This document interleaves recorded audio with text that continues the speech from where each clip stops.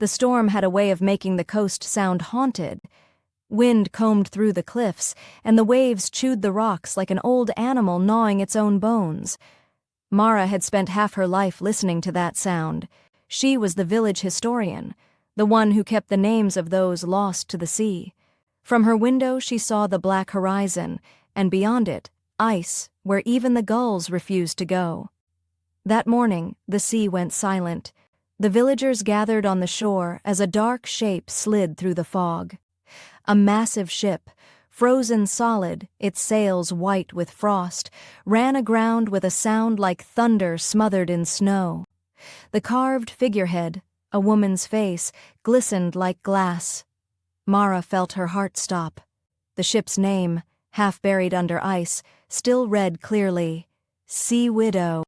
It was the ship that had vanished 3 centuries ago. No one dared board her, until Mara did. The deck was sealed in white. Frozen sailors stood where they'd fallen, one with a rope half-coiled, another mid-stride, their lashes frosted stiff. It wasn't rot or death, it was suspension. Mara touched the wheel. The ship breathed. A low hum rattled through the planks like a giant sighing beneath the ice. Her breath fogged. Etched on the rail beside her hand were words burned into the wood. All that winter takes, winter keeps. Save those who pay the thaw. She whispered, "What does that mean?" The hum deepened. The ice shimmered faintly blue.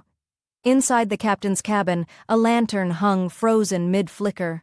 A logbook lay open on the desk, its pages rimed with frost. Mara pressed a glove to it, and the ice melted under her touch. Words bled through.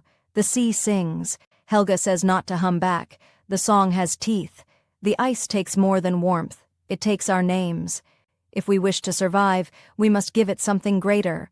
At the bottom, scrawled by another hand, "If you find this, you owe someone a promise. Speak it. Let the winter take it. Wake us." Mara's pulse pounded. Outside, the wind whispered her name. She stood again among the frozen crew. The frost at her feet formed spirals that pulsed faintly with light, like veins. The villagers shouted from the quay for her to come back, but she didn't hear them. "I have a promise," she said softly, "to remember every name the sea forgets." The air sharpened. The hum turned to song. "I give that promise to you," she said. "Take it. Wake them." The cold rushed through her. For a moment, she saw everything. Sailors laughing, cooking, singing at the ropes, the captain writing by lantern light. Then came pain, bright and clean. Something left her chest, like breath turned to silver. Then the deck cracked.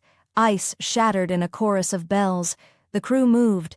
Men gasped, coughed, clutched their chests. A boy rubbed frost from his eyes and cried. The helmsman fell to his knees, weeping. Mara staggered, dizzy, as a tall man caught her shoulders, the captain himself. "You gave us your promise," he said, voice rough as the tide. "You paid the thaw." "It took something from me," she whispered. He nodded. "Winter keeps what we try to hoard alone, but it will return in its time." The villagers stood in awe as the Sea Widow groaned and shifted, sliding free of the ice that had held her for centuries. Frost fell from her hull in glittering sheets. "She'll sail again," the captain said, "and so will we." "But where will you go?" Mara asked.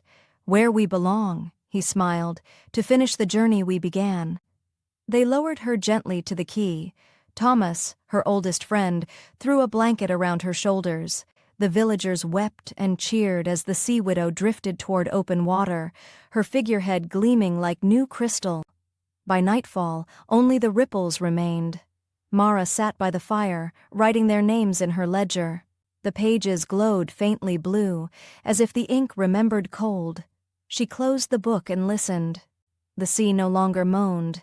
It hummed, the same low, living note that had filled the ship. She smiled. "They're not gone," she whispered. "Just keeping the promise." Outside, ice sparkled on the waves like stars that had fallen home.